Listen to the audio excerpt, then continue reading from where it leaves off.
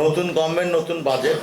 যাই হোক, আমাদের আজকের বিষয় জাতীয় বাজেট 2026-27 বাংলাদেশের রেস্তোরাঁ শিল্পের সংকট উত্তরণ ও নতুন সম্ভাবনার অভিযাত্রা।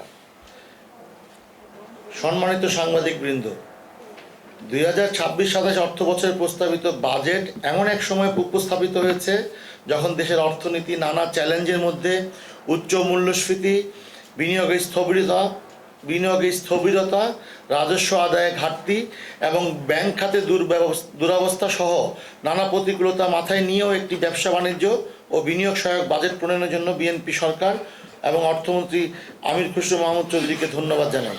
তবে দীর্ঘ সময় ধরে দেশের রেস্তোরাঁ ও হসপিটালিটি খাত উচ্চ মূল্যস্ফীতি, অর্থনৈতিক অস্থিরতা, ক্রমবর্ধমান পরিচালন ব্যয়ের চাপে রয়েছে। এলপিজি ও বিদ্যুতের মূল্য বৃদ্ধিতে পরিচালন ব্যয় ইতিমধ্যে উল্লেখযোগ্যভাবে বেড়েছে। আমাদের বিশ্লেষণে দেখা গেছে বাজেট খাতটির ব্যয় হ্রাস, বিনিয়োগ বৃদ্ধি ও পেশাদারিত্ব উন্নয়নে কিছু ইতিবাচক পদক্ষেপ নেওয়া হয়েছে। তবে কিছু প্রস্তাব ও নীতি ব্যবসা পরিচালনাকে আরও ব্যয়বহুল ও জটিল করতে পারে। তাই রেস্তোরাঁ শিল্পের টেকসই বিকাশ, কর্মসংস্থান সংরক্ষণ এবং নিরাপদ খাদ্য নিশ্চিত করতে এসব বিষয়ে পুনর্বিবেচনার প্রয়োজন আছে। নিচে এই বিষয়ে আমাদের প্রস্তাবনাগুলো তুলে ধরা হলো। ভ্যাট ট্যাক্সের হার সব ধরনের রেস্তোরাঁ ও ক্যাটারিং সার্ভিসের ক্ষেত্রে একই রাখার প্রস্তাব। জীবনযাত্রার ব্যয় কমাতে নিত্য প্রয়োজনীয় দ্রব্যের ক্ষেত্রে প্রস্তাবিত উৎসে কর 0.5% এবং সম্পূরক শুল্ক 10% সম্পূর্ণভাবে হ্রাস করার প্রস্তাব। 3. ব্যবসা ও বিনিয়োগ বান্ধব পরিবেশ নিশ্চিত করার প্রস্তাব। পূর্বের মতো প্রতি মাসে ভ্যাট আদায়ের প্রস্তাব। রেস্তোরাঁ ব্যবসা পরিচালনায় ওয়ান স্টপ সার্ভিসের দ্রুত বাস্তবায়নের প্রস্তাব। রেস্তোরাঁ খাতের জন্য সুনির্দিষ্ট শিল্পনীতি ঘোষণা এবং সমিতির সনদ গ্রহণ বাধ্যতামূলক করার প্রস্তাব। রেস্তোরাঁ সেক্টরের শ্রমিকদের প্রশিক্ষণ, প্রণোদনা ও রেস্তোরাঁ শিল্পকে আন্তর্জাতিক মানদণ্ডে উন্নীত করার প্রস্তাব। ভ্যাট ও ট্যাক্সের হার যেটা আমরা এখন ভুলে যাচ্ছি, ভ্যাট ও ট্যাক্সের হার সব ধরনের রেস্তোরাঁ ও কেটারিং সার্ভিসের ক্ষেত্রে একই রাখার প্রস্তাব। প্রিয় সাংবাদিকবৃন্দ, প্রথমেই রেস্তোরাঁ ও কেটারিং খাতের জন্য ভ্যাট ও করের হার সব ধরনের প্রতিষ্ঠানের ক্ষেত্রে সমানভাবে 5% নির্ধারণের প্রস্তাব করছি। বর্তমানে রেস্তোরাঁ খাতে ভ্যাট 5% এবং কেটারিং সার্ভিসে 15% দিতে হয়। এই হার সকল ক্ষেত্রে 5% নির্ধারণ করলে এক্ষেত্রে বিদ্যমান বৈষম্য দূর হবে। বিভিন্ন শ্রেণীর রেস্তোরাঁ ও কেটারিং সেবার উপর ভিন্ন ভিন্ন হারে ভ্যাট ও কর আরোপের ফলে ব্যবসায়িক প্রতিযোগিতায় বৈষম্য সৃষ্টি হয় এবং কর প্রশাসনও জটিল হয়ে পড়ে। অভিন্ন হার নির্ধারণ করা হলে কর কাঠামো হবে আরও সহজ, স্বচ্ছ ও ব্যবসা বান্ধব। একই সঙ্গে কর পরিপালন বৃদ্ধি পাবে এবং রাজস্ব আহরণ আরও কার্যকর হবে। পাশাপাশি স্ট্রিট ফুড সহ সকল প্রকার রেস্তোরাঁকে ভ্যাট নিবন্ধনের আওতায় নিয়ে আসতে হবে। এতে চলমান অসম প্রতিযোগিতা বন্ধ হবে এবং সরকারের রাজস্ব আয় অনেকটা বৃদ্ধি পাবে।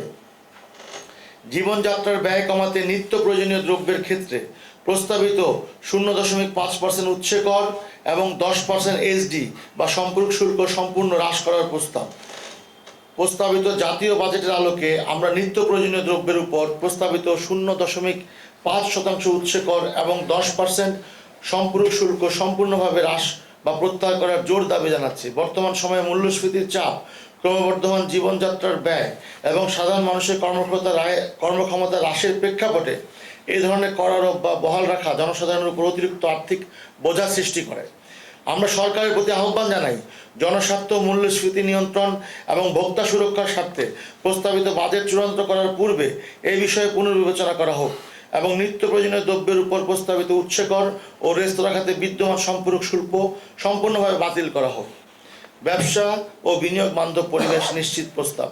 প্রিয় সাংবাদিক ভাই ও বোনেরা, সরকার ঢাকার বাইরে রেস্তোরাঁ পর্যটন খাতে বিনিয়োগ উৎসাহিত করতে নতুন রেস্তোরাঁ স্থাপনা ও যন্ত্রপাতির উপর প্রথম বছরে 60% এবং দ্বিতীয় বছরে 40% অবচয় সুবিধা দেওয়ার প্রস্তাব করায় আমরা সরকারকে ধন্যবাদ জানাই।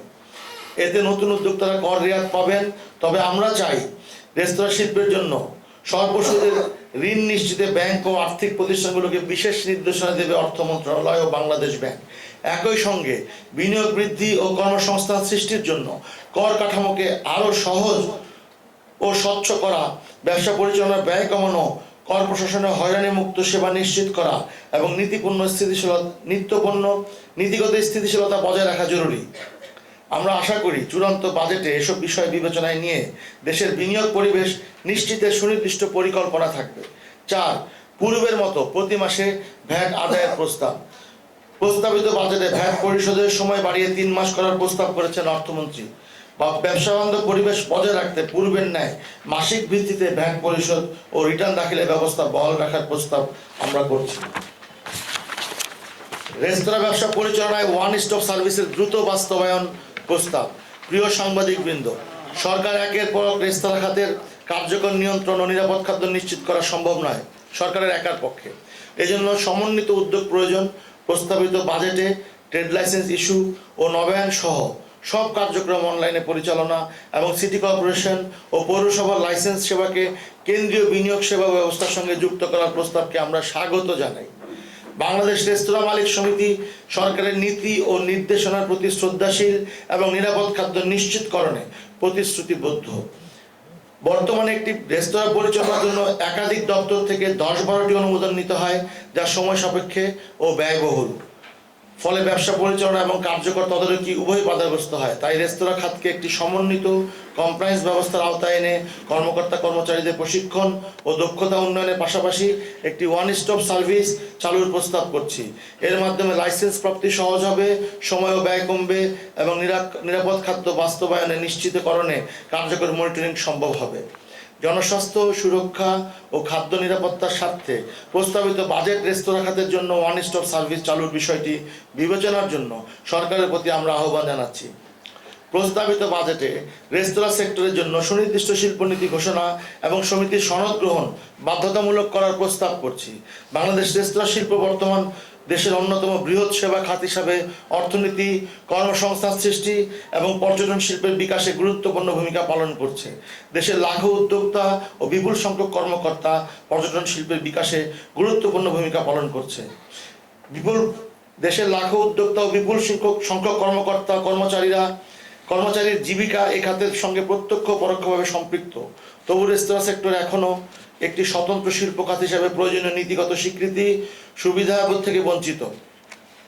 প্রস্তাবিত জাতীয় বাজেটের আলোকে আমরা রেস্তোরাঁ সেক্টরের জন্য একটি সুনির্দিষ্ট শিল্পনীতি ঘোষণার জোর দাবি জানাচ্ছি।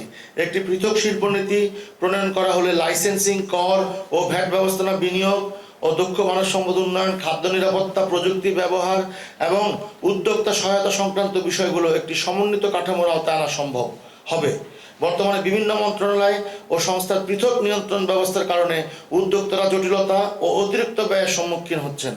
যে কোনো রেস্তোরাঁ ব্যবসা শুরুর ক্ষেত্রে বাণিজ্য সংগঠন আইন অনুযায়ী রেস্তোরাঁ মালিক সমিতির সদস্য পদ গ্রহণ বাধ্যতামূলক আছে, তবে এর বাস্তবায়ন চাই। আমরা বিশ্বাস করি রেস্তোরাঁ শিল্পকে একটি সম্ভাবনাময় অর্থনৈতিক খাত হিসাবে বিবেচনা করে বাজেট এবং এর জন্য পৃথক ও যুগোপযোগী সিদ্ধান্ত ঘোষণার উদ্যোগ নিলে দেশের অর্থনৈতিক প্রবৃদ্ধি আরও গতিশীল হবে এবং উদ্যোক্তাদের জন্য একটি স্থিতিশীল ব্যবসা বান্ধব পরিবেশ সৃষ্টি হবে।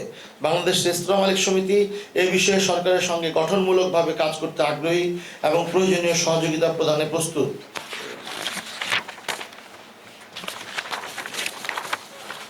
রেস্তোরাঁ সেক্টরের শ্রমিকদের প্রশিক্ষণ, প্রণোদনা এবং রেস্তোরাঁ শিল্পকে আন্তর্জাতিক মানদণ্ডে উন্নীত করার প্রস্তাব।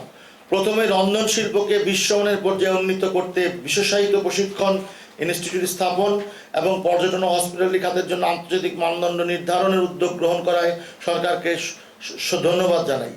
আমরা প্রস্তাব করছি গ্রামীণ ও পিছিয়ে পড়া জনগোষ্ঠীকে দক্ষ জনশক্তিতে রূপান্তর করতে সরকারি, বেসরকারি, কারিগরি প্রতিষ্ঠান ভর্তুকি সহ প্রশিক্ষণের ব্যবস্থা এবং প্রয়োজনীয় পৃথক তহবিল গঠন করা হোক।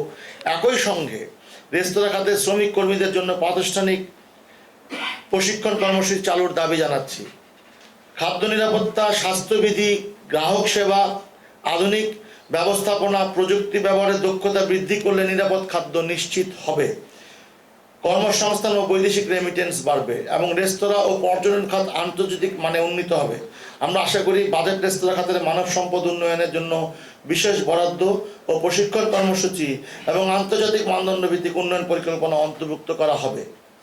এই ধরনের উদ্যোগে দেশের রেস্তোরাঁ শিল্পকে একটি আধুনিক, দক্ষ ও বিশ্বমানের সেবা খাতে পরিণত করতে গুরুত্বপূর্ণ ভূমিকা পালন করবে।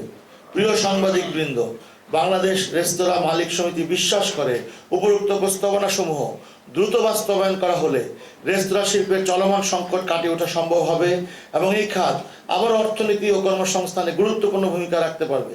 আমরা আশা করি বর্তমান সরকার বিষয়গুলো গুরুত্ব সহকারে বিবেচনা করে প্রস্তাবিত বাজেট কার্যকর করার পূর্বে প্রয়োজনীয় পদক্ষেপ গ্রহণ করবে।